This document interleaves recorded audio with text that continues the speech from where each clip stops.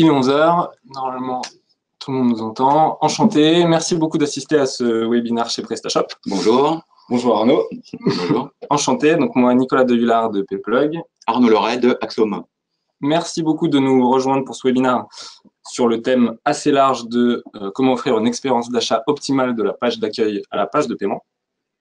Alors, on a voulu traiter ce sujet et vous savez, Pplug, on est une solution de paiement, mais on a vraiment tenu à intégrer une agence aussi pour parler un peu plus large et pouvoir vous donner des exemples un peu plus concrets de ce qu'on peut réaliser nous, à la fois au niveau des paiements, mais surtout au niveau de l'accompagnement plus général des e-commerçants.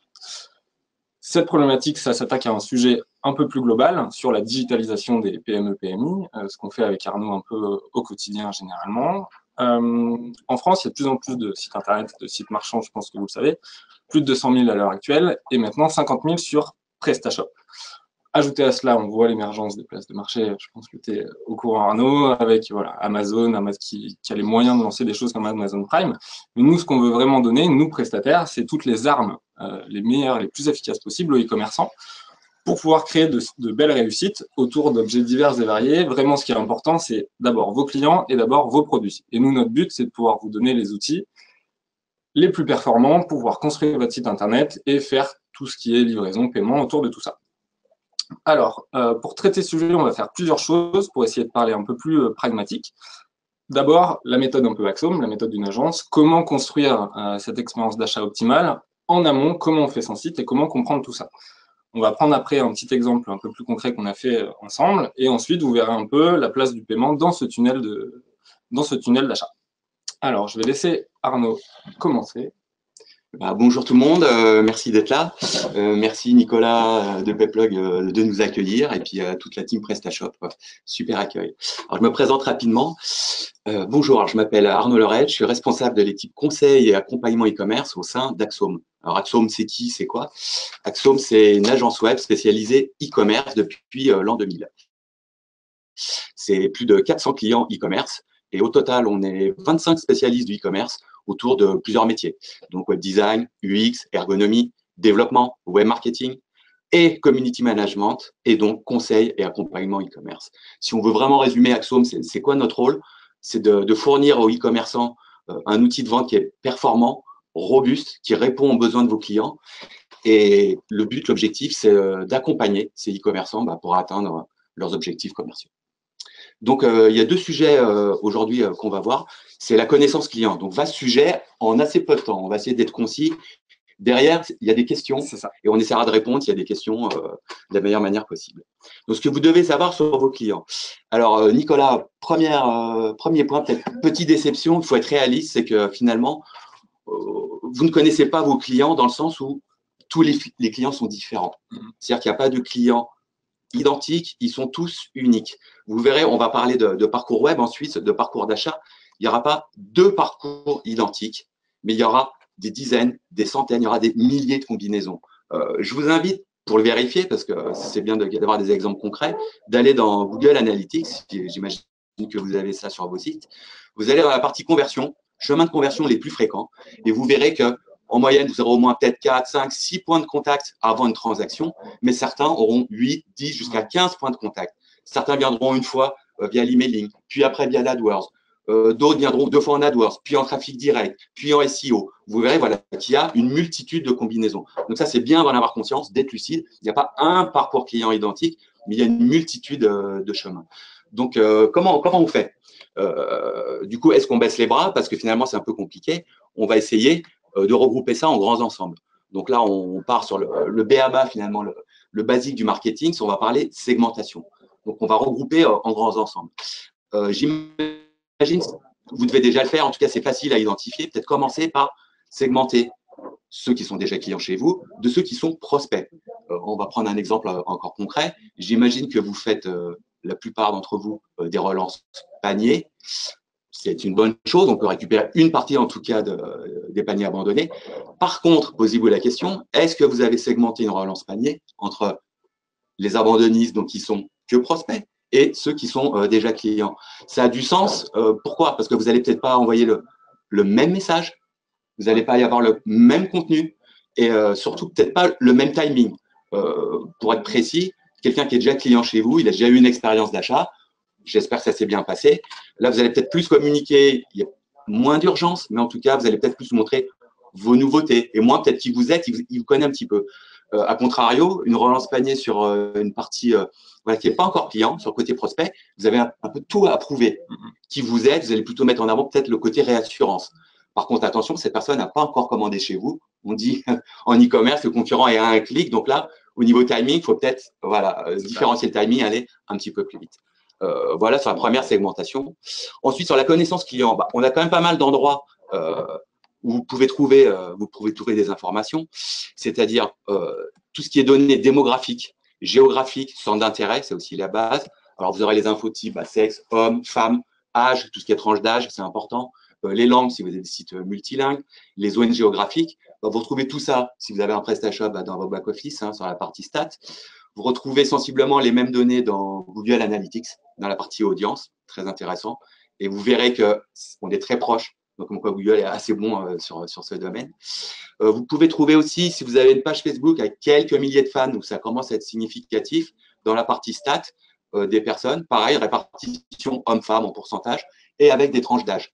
Là, je vous donne un petit tip, une petite astuce, c'est que souvent les gens ne cliquent pas à côté, mais dans la partie stats de Facebook, il y a un onglet qui s'appelle, c'est la partie engagement de vos fans, et vous verrez que ce n'est pas nécessairement toujours les mêmes tranches. Donc là, c'est intéressant. C'est quoi l'engagement? C'est les gens par rapport à vos publications qui vont commenter, qui vont liker, qui vont partager. Donc, c'est-à-dire qu'ils sont sensibles, en tout cas, aux posts, aux publications que vous publiez. Donc, clairement, c'est eux votre cœur de cible. Là, il y a une source, il y a un gain sur la connaissance client assez intéressante. Enfin, qu'est-ce qu'il faut savoir sur la connaissance client? Je dirais que c'est un petit peu la base. Et ça va aller avant même l'e-commerce. Dans le commerce, c'est finalement, on va parler de durée de vie client. Ouais. C'est important, surtout, peut-être parmi vous, il y en a qui ont des hauts paniers, donc tant mieux, c'est un peu plus simple d'amortir ces coûts d'acquisition. Si on a des paniers à 20, 30, 40 euros, et il y a des e-commerçants dont c'est le cas, ça va être plus compliqué. Dans ce cas-là, est-ce que vous connaissez bien quelle est la récurrence d'achat de vos clients? Quelle est la durée de vie de client? Quel est finalement le total de chiffre d'affaires sur une durée de vie client qu'ils vont dépenser sur votre boutique? C'est assez important. Alors, c'est important pourquoi? Concrètement, vous faites beaucoup d'AdWords depuis des années. Vous faites du Google Shopping, vous faites du search, vous faites du retargeting. Ça coûte un bras. Ça monopolise une grosse partie des budgets marketing. Et si on réfléchit en one shot, surtout si on a un site e-commerce avec un petit panier moyen, il est quasi impossible finalement d'amortir son coût d'acquisition. Donc, il faut réfléchir à, finalement, on se rend compte qu'ils ne vont peut-être pas acheter une seule fois, mais 1,5, 1,8, 2 fois, 3 fois, on vous le souhaite. Et là, c'est vraiment intéressant, c'est-à-dire que vos engagements budgétaires, ils vont peut-être être réfléchis différemment avec cette notion de, finalement, j'avais 10 euros de coût d'acquisition, je pourrais peut-être aller jusqu'à 15 ou 18 parce que je vais les amortir. Donc, ça a un vrai impact sur le trafic. Le trafic, c'est le nerf de la guerre. Ouais. Ouais. C'est hyper intéressant, mais là, tu nous as présenté plein de choses théoriques. Donc, on segmente nos clients, on réfléchit sur l'engagement, on voit avec Facebook tout ça. OK, super clair. Mais d'un point de vue un peu plus pratique, donc là, le sujet qu'on veut, c'est vraiment comment on construit vraiment notre tunnel d'achat, toute l'expérience de la première page à la page de paiement. Alors, si je peux juste finir avant ce point, on y vient juste après. Pour finir sur la connaissance client, ça a du sens. Voilà, sur l'acquisition, après, c'est travailler son 20-80. Ouais. C'est-à-dire que c'est de pouvoir identifier ses taux de clients. C'est capital, je ne vais pas vous l'apprendre, c'est le fameux 20-80. Une minorité de vos clients vous ramène un maximum de votre business. C'est la même chose avec votre catalogue produit. Vous allez voir, finalement, c'est une petite partie de vos produits qui vous ramène 80% de votre business. Donc, le point numéro 1, si vous voulez être performant et être rentable, c'est on les identifie, ces clients, et 2, on les travaille. Et là encore, finalement, le retail a 50 ans d'avance sur nous. On récompense ces clients, les top clients. Il faut les soigner, il faut les caresser dans le sens du poil. Il faut qu'il y ait de la confiance, il faut qu'il y ait de la communication pour qu'ils reviennent. Il faut les récompenser tout simplement. Donc concrètement, on peut mener. Vous devez faire aussi des scénarios qu'on appelle marketing automation, c'est-à-dire qu'on va mettre en place des relances en fonction de la typologie client. Voilà. Donc soit ça peut être les meilleurs avec un petit incentive, pourquoi pas. Point aussi important, j'espère que vous le faites, les inactifs. À partir de quand vous dites un client, est-ce que c'est à partir de 3 mois, 6 mois, 1 an, ça va dépendre de votre business. On peut considérer qu'un client va être perdu. Ouais. Et là, on raccroche avec la durée de vie client. Est-ce qu'on attend qu'il s'en aille? On sait tous que ça coûte moins cher de conserver un client plutôt que d'aller en conquérir un nouveau. Imaginons que vous savez que ça dure 12 mois la durée de vie de votre client. Au bout de 8 mois, 10 mois, il n'y a pas de signe de vie. Il ne faut pas rester les bras croisés. Il faut faire quelque chose. Ça vous coûtera moins cher, un petit coupon, un frais de port offert, de le récupérer et de le remettre dans un cercle vertueux plutôt que de le perdre. Donc ça, il y a un vrai gap, il y a un vrai gain.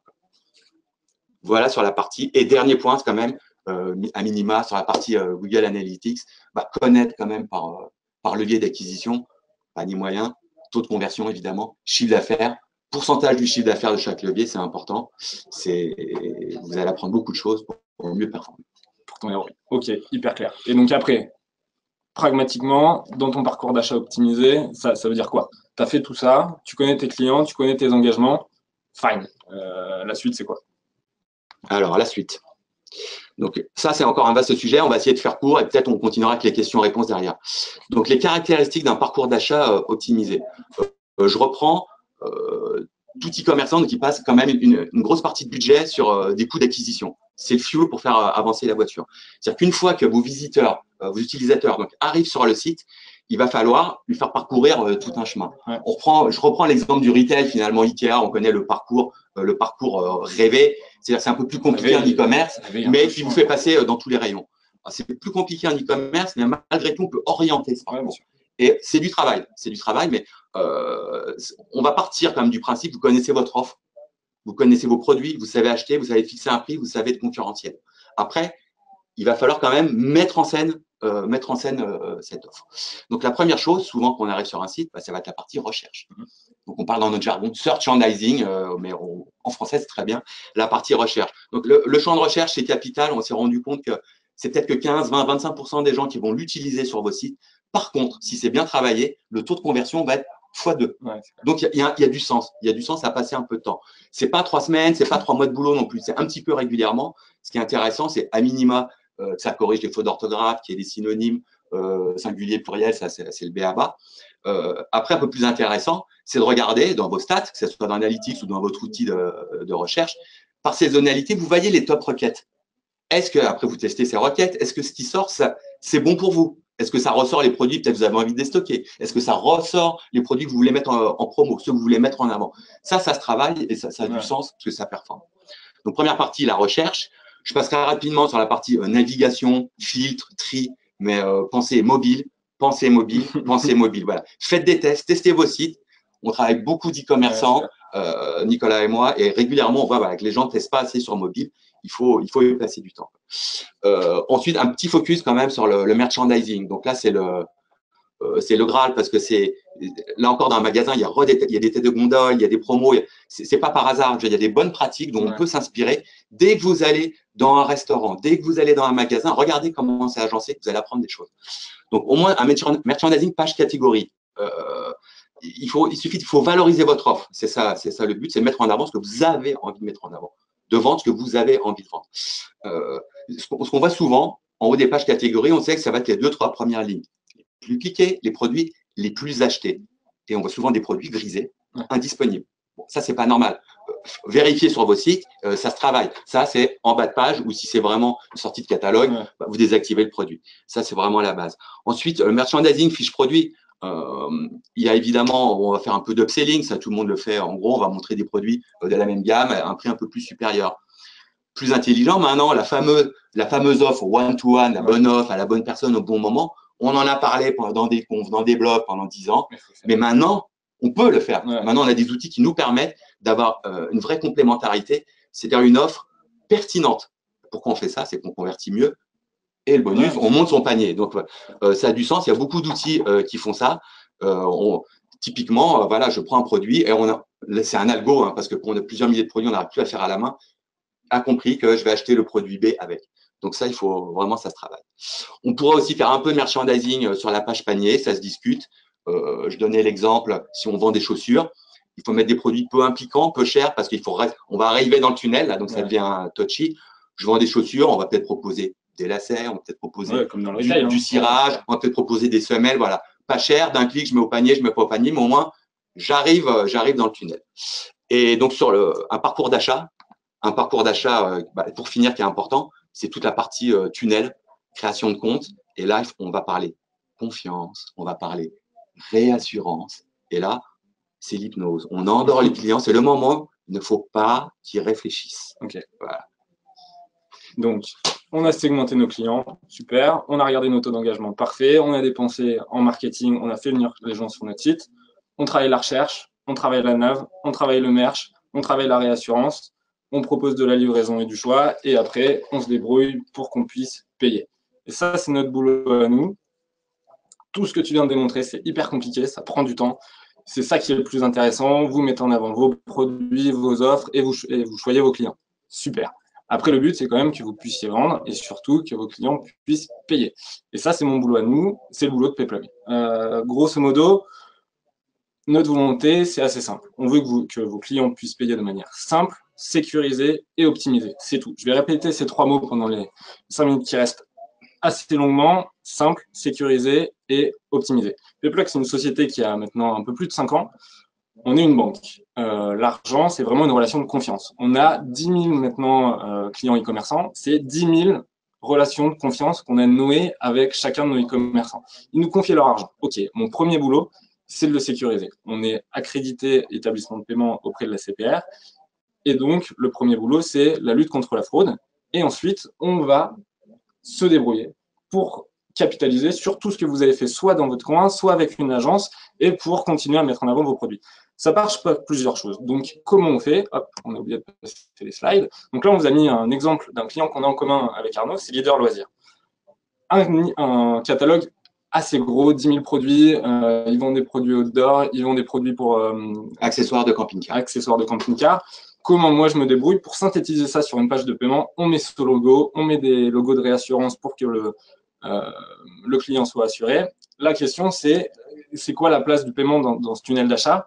Moi, je vais te répondre, plus elle est transparente, mieux c'est. Oui. Si le client, à la fin, il s'est dit, il s'est même pas rendu compte comment il a payé, c'est que j'ai gagné. Je rebondis sur 3-4 points que tu as dit tout à l'heure. Mobile first, OK. On fait des pages de paiement responsives. C'est capital. Capital, sur tous les desktops, avec un clavier numérique hyper facile. OK, fine. On capitalise aussi sur ton 80-20. Je vais prendre un peu là différents exemples. Comment on fait vraiment pour donner des outils en plus pour la conversion, tout en étant simple, sécurisé et optimisé. Nous, pour ça, on a fait des modules. Le premier truc pour que ça soit simple, on a fait un module Presta. On a encore fait une nouvelle version du module 1.6 et 1.7 tiers qu'on a pushé. Il faut que ça soit installé en 30 secondes dans votre back-office. Qu'en 48 heures, vous ayez une réponse si vous pouvez commencer à encaisser. Hop, c'est pushé. Ensuite, on capitalise sur le mobile. Super. On capitalise sur ce que tu disais, ton 80-20. Moi, je veux donner aux e-commerçants des moyens de fidéliser les meilleurs clients. Ça veut dire, ça peut être du one-click. Donc, le client, une fois qu'il est revenu, on a enregistré son numéro de carte, il peut acheter en un Pour un business récurrent, ça a du sens. Voilà, les gens qui reviennent régulièrement, c'est un gros plus. Ça, c'est capital. Donc, mobile, fine. Le one-click, super. Ensuite, le 3DS. Le 3DS, vous savez, c'est la validation par SMS. Nous, ce qu'on veut, c'est le rendre un poil plus intelligent avec du machine learning. Au lieu de le déclencher soit avec un palier, soit automatiquement, on va le rendre un peu plus intelligent pour vous aider à la conversion. Donc là, c'est ce que vous voyez sur la slide. Nous, en moyenne, avec tous ces outils, on arrive à faire prendre 8% de conversion sur nos e-marchands. Le 3D Secure, je me permettrais une petite anecdote vécue parmi vous. On a vécu il y a X années l'arrivée du 3D Secure. Ouais. J'étais e-commerçant dans une autre vie, donc je connais voilà, le côté chez l'annonceur et chez l'agence. On a vécu l'arrivée du 3D Secure. Surtout qu'on était un petit acteur, c'était imposé par la banque et on n'avait pas le choix. Donc nos taux de conversion vraiment ont pris grave, ça ont pris cher, ça a été très dur. Quelques années ont passé, après on a eu le 3DS qu'on a appelé 3D Secure débrayable. C'était un petit pas en avant, c'est-à-dire qu'on pouvait déclencher à partir d'un certain montant de panier. C'est-à-dire au moins les petits paniers pas chers, ça aidait la conversion. Mais ça s'arrêtait là. Et là je peux vous parler, parce que Payplug, je le connais du côté annonceur voilà, et du côté agence, donc je valide, ce 3D, il est vraiment intelligent dans le sens où, d'un côté, il minimise la fraude, enfin, on n'en entend plus parler, mais surtout, je crois, c'est le mot qu'il faut retenir, c'est qu'il maximise la conversion. Et on reste, il n'y a pas, vous voyez, peut-être sur la slide précédente, mais il n'y a pas de rupture dans le parcours visuellement. On est sur le site, on ne part pas sur une page de serveur bancaire qui ressemble souvent à pas grand-chose. Là, voilà, c'est homogène, on reste dans une confiance. Et puis, c'est la partie anxiogène pour vos clients. On sort la carte bleue. Il faut que ça se passe sans douleur, simplement, rapidement. C'est clair. OK, parfait. Bon, ben là, vous avez vu un peu les 3 fonctionnalités phares qu'on met en avant pour la conversion. Et ensuite, c'est rendre le paiement plus intelligent avec des outils simples, de demande de paiement par SMS, de demande de paiement par mail. Et surtout, ce qu'on veut, c'est que ça soit hyper simple d'utilisation pour vous. au niveau de la compta en 3 clics dans votre back-office, que vous puissiez personnaliser les pages de paiement que vous voyez, la leader de loisirs, pareil, en 3 clics, en 30 secondes, c'est les soldes, vous voulez faire une page avec écrit solde derrière de paiement, fine, c'est la Saint-Valentin, vous voulez mettre un petit cœur derrière votre page de paiement, c'est parti, allez-y, pas de souci. Donc là, vous avez vu un peu tout ce qu'on arrive à faire, nous, au niveau du paiement, pour capitaliser sur tout ce que fait à la fois Arnaud avec ses clients agences et aussi sur tout ce que vous faites, vous, en self-service avec PrestaShop. Et surtout, en filigrane de ça, pour terminer, nous, ce qui est hyper important, c'est l'accompagnement. C'est dur de construire son site, c'est dur d'aller chercher des clients, c'est des belles histoires, ok, super. Et surtout, pour que le paiement ou la livraison ne soient pas des choses contraignantes pour vous, il faut que vous ayez quelqu'un pour vous répondre. Ça, c'est vraiment une valeur forte de Payplug, à la fois au niveau du support et à la fois au niveau d'un compte manager personnalisé, si votre volume le requiert. Voilà, donc juste pour terminer, tu avais conclure ? Oui, sur ce point, tous, on passe des jours, des nuits. Enfin, je connais la vie d'un e-commerçant. Vous bossez beaucoup, les journées sont longues et c'est compliqué. Vous payez une fortune en termes d'acquisition de trafic. Après, on se casse tous les dents, c'est une bataille perpétuelle. Il y a plus de sites, plus de concurrents pour mieux convertir, pour travailler son offre. Je veux dire, tout ça, in fine, on est entre nous, hein, personne ne nous écoute.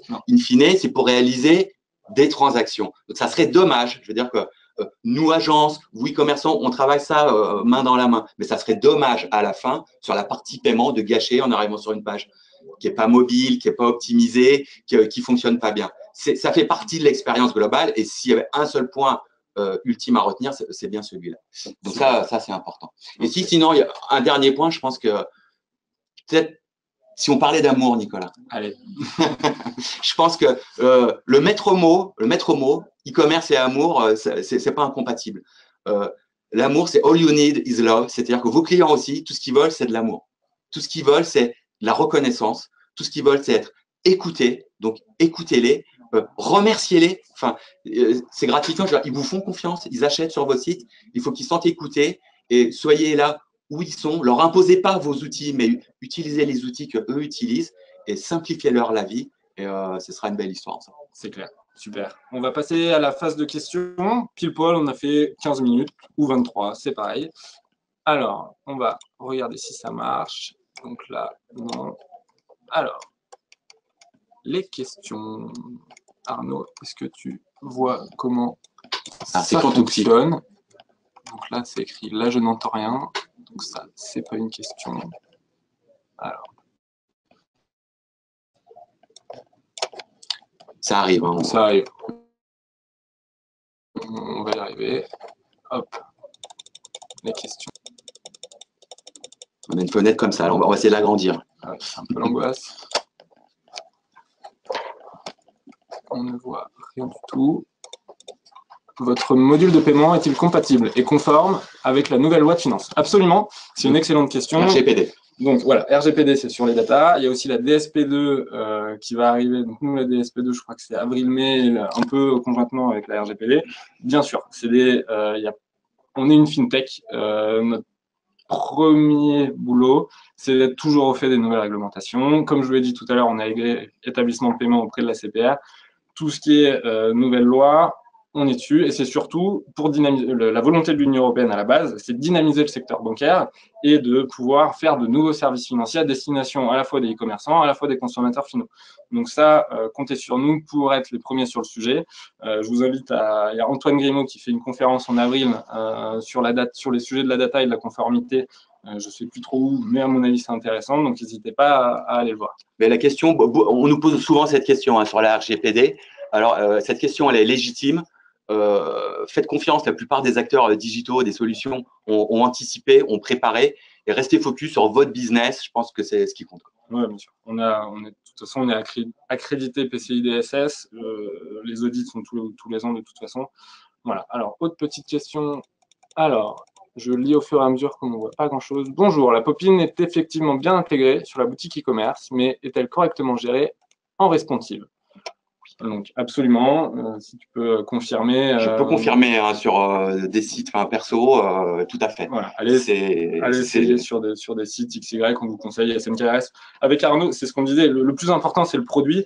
On a plein d'exemples. On travaille avec des gens qui vendent des chaussettes, on travaille avec des gens qui vendent du miel, on travaille avec des gens qui vendent des chaussures, SNKRS, on travaille avec des gens Qui vendent des accessoires de camping-car. Il y a voilà. X acteurs. C'est vraiment des marchés niches, des marchés cibles, des marchés forts. Ça crée de belles histoires et c'est là où c'est intéressant. Et bien sûr, absolument, notre page est responsive. Sinon, je pense que Mais c'est ça l'intérêt de Payplug. On est conquis dans le sens où on a eu l'impression qu'ils ont écouté, ils sont mis à la place des e-commerçants. C'est-à-dire que voilà, on a une page qui est propre, qui est simple. On a du 3DS intelligent qui va au-delà de ce qu'on avait auparavant. Enfin, voilà, vous n'avez plus à vous poser de questions sur cette partie, c'est ce qui compte. Alors, Arnaud, ça, je pense c'est pour toi parce que je ne comprends pas trop ce qu'il raconte sur Analytics. Alors, c'est quoi la question sur Analytics? Pour se rendre compte de l'abandon lors de la phase de paiement et donc potentiellement installer Payplug, faut-il regarder donc conversion, commerce électronique, comportement lors du processus de paiement, car nous avons du mal à comprendre ces chiffres indiqués. Alors là, je n'ai pas de l'interface Analytics sous les yeux, mais je pourrai répondre ultérieurement. Mais globalement, dans Analytics, je pense que vous savez où aller pour voir les transactions. Après, oui, enfin, la transaction, vous verrez le nombre de transactions, le chiffre d'affaires, le panier moyen, le taux de conversion par levier. Vous pouvez segmenter par device, par mobile. Ouais. Normalement, vous avez accès à toutes ces infos. Concrètement, oui. Et ça, n'hésitez pas à demander soit à vos agences ou justement, on pourra aussi faire. N'hésitez pas à nous appeler ou pour faire un petit travail sur Analytics. Nous, en moyenne, les clients Payplug font à peu près 2,6 fois plus de business sur le mobile que les autres e-commerçants, justement à la fois sur la question d'avant, parce qu'on travaille beaucoup sur le mobile. Et ensuite, si nous, on veut travailler avec des partenaires comme PrestaShop et des agences comme Exome, c'est parce que aussi, on veut pouvoir regarder si ça marche. Ce serait vous mentir de vous donner 1000 chiffres sur on fait x2 du taux de conversion du truc muche, ça n'a aucun intérêt. Ce qu'on veut aussi, nous, c'est que les agences puissent mesurer vraiment l'évolution à la fois de la conversion en bout de panier, à la fois au niveau du mobile, c'est ce que disait Arnaud. Il faut aller regarder les différents canaux, les différents taux de conversion en fonction de vos clients récurrents ou non. Là, ça, c'est la connaissance client qu'on évoquait tout à l'heure. Ça, c'est du travail récurrent pour comprendre. Il faut essayer de comprendre. Donc, des groupes, on l'a vu, c'est pas un client, mais des groupes de clients, comment ils fonctionnent par levier. Ouais. Tiens, sur ce levier, ça transforme un peu moins bien sur tel device. Pourquoi concrètement, c'est quand la dernière fois que vous avez testé la création de compte de votre site sur un mobile et sur un navigateur que vous n'utilisez pas. Et vous risquez peut-être d'apprendre des choses. Enfin, voilà, il faut aussi, c'est tout le temps, c'est test and learn. Il faut se remettre en question, il faut tester. Et c'est vrai que dans Analytics, c'est une source vraiment infinie de connaissances clients. Donc, vous allez retirer des points importants pour vous améliorer. Et c'est pour ça qu'on a voulu vraiment faire un webinaire un peu en funnel, parce que tout vient d'abord de la réflexion, de vos produits, qu'est-ce que vous faites, et ensuite, on peut mesurer absolument tout. Donc, il ne faut pas passer non plus, je ne pense pas que tu pousses tes clients à regarder tout le temps les chiffres non plus. Mais... Après, on dit trop de KPI, tu les KPI. S'il y a des KPI, vous tenez des tableaux de bord sans doute. S'il y a des KPI sur lesquels vous n'apprenez rien, qui ne sont pas une aide pour des prises de décision, c'est que ces KPI ne vous servent pas. Ouais. Voilà.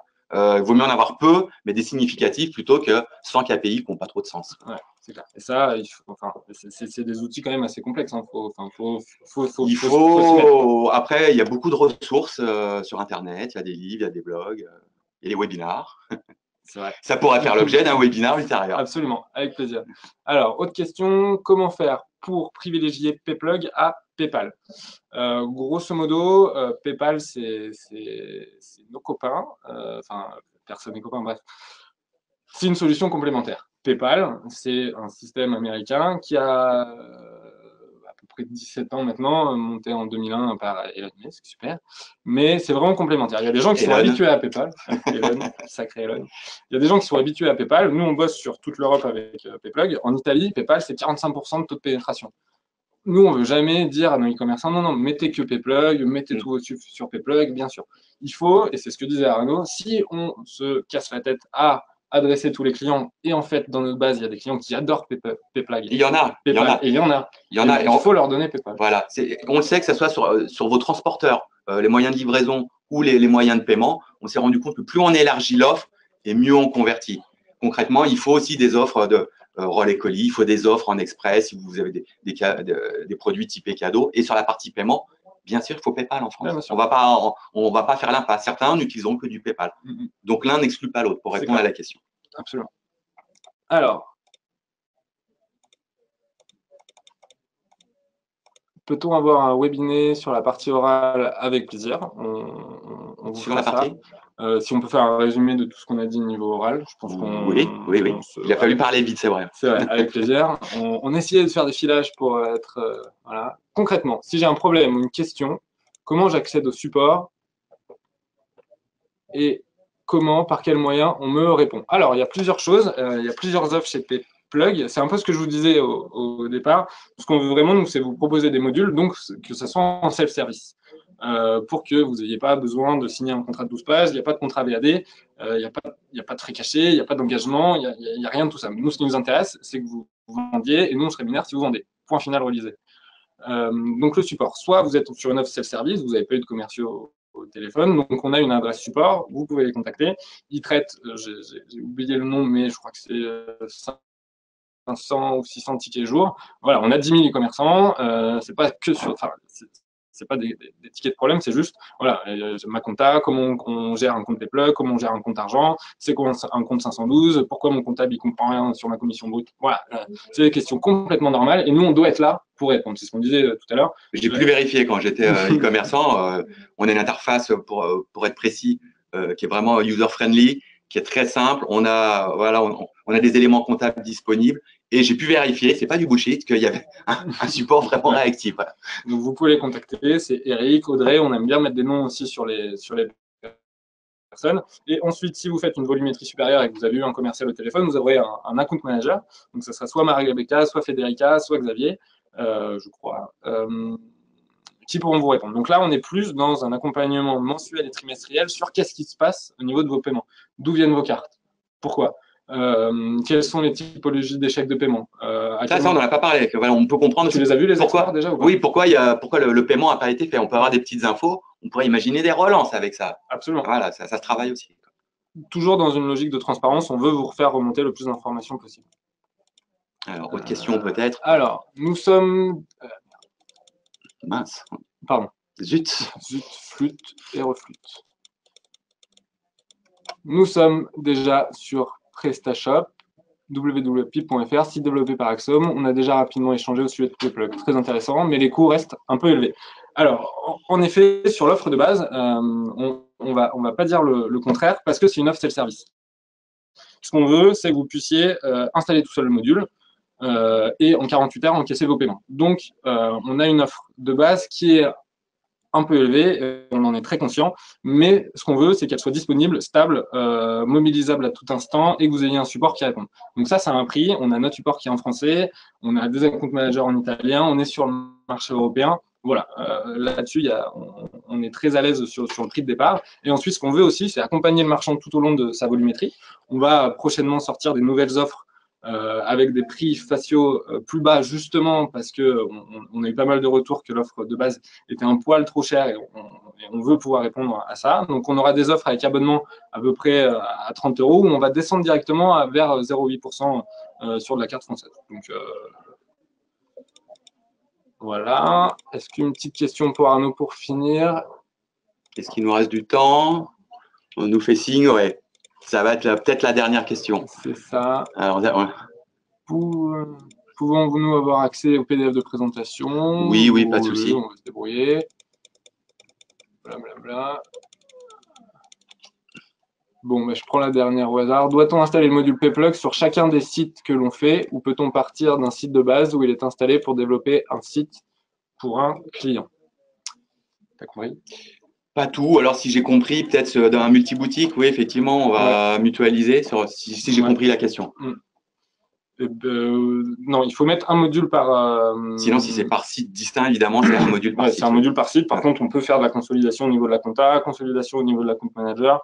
Ce qu'on veut, c'est comprendre ce que vous voulez faire et compter sur nous pour y répondre.